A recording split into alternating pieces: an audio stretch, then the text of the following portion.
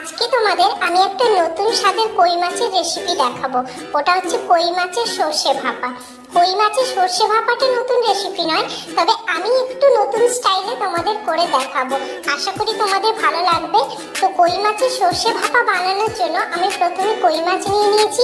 কই মাছে একটু হলুদ, নুন আর সর্ষের তেল দিয়ে মেখে আমি রেখেছি। এরপর আর কি কি লাগছে তোমরা দেখে নাও।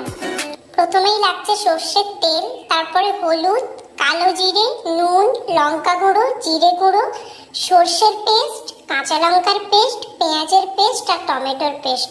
তো এটা দিয়েই আমি বানিয়ে নেব আজকে কই মাছের সর্ষে ভাপা। তো এবার রেসিপিটা দেখে নাও।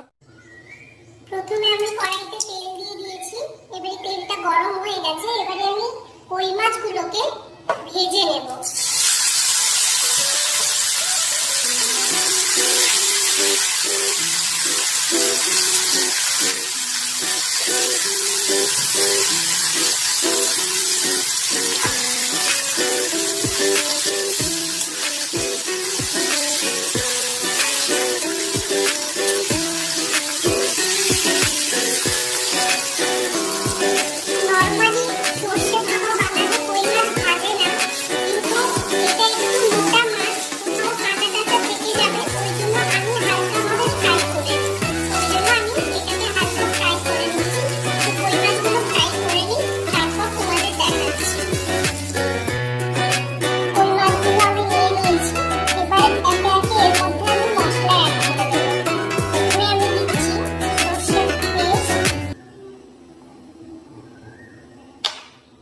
তারপরে দিলাম পেঁয়াজের পেস্ট,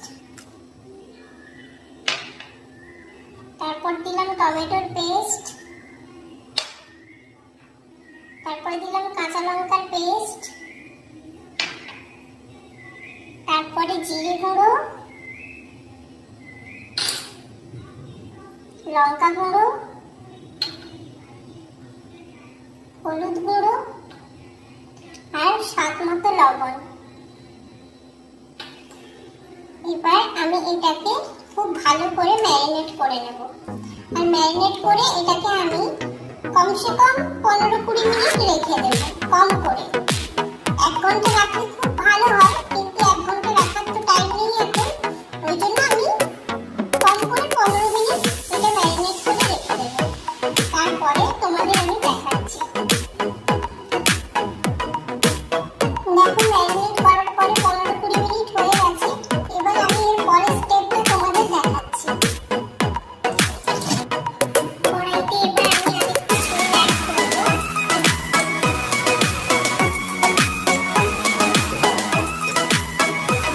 তেলটা গরম হয়ে গেলে এর মধ্যে আমি একটু কালো জিরে আর কাঁচা লঙ্কা ফোড়ন দেব।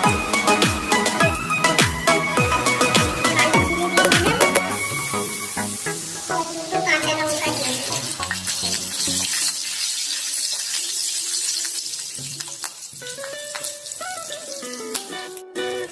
এবার আমি এর মধ্যে ম্যারিনেট করে রাখা কই মাছগুলো অ্যাড করে দেব।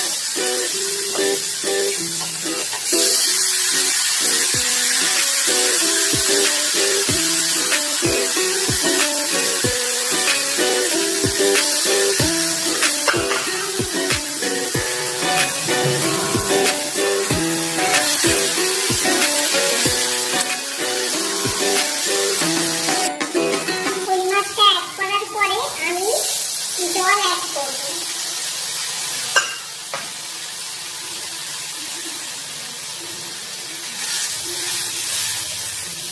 দেখো, বেশিও নয় কমও নয়, ওইভাবে জল দেব।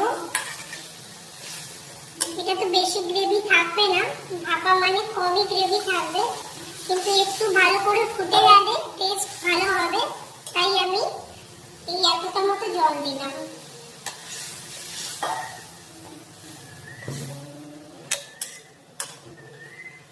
এবার হওয়ার জন্য আমি ঢেকে দেব।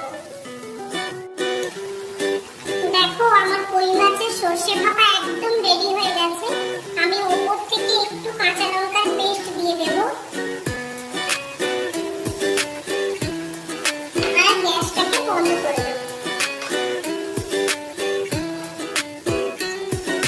কই মাছের সর্ষে ঝাল একদম রেডি। এইভাবে লাগছে দেখতে কড়াইতে। এবার এবার আমি সাজিয়ে গুছিয়ে তোমাদেরকে দেখাচ্ছি কেমন লাগছে ফাইনাল লুক। দেখো আমার কই মাছের সর্ষে ভাপা একদম রেডি হয়ে গেছে। কেমন লাগছে দেখতে অবশ্যই তোমরা জানাবে, আর রেসিপিটা কেমন লাগলো ওটাও অবশ্যই জানাবে। যদি রেসিপিটা ভালো লাগে তাহলে প্লিজ একটা লাইক করে দিও, সাবস্ক্রাইব করো, শেয়ার করো, আর পাশে থাকা বেল আইকনটা প্রেস করে দেবে। আবার একটা নতুন রেসিপির সাথে দেখা হবে। ততক্ষণের জন্য সবাই খুব ভালো থেকো, সুস্থ থেকো, সাবধানে থেকো। টাটা।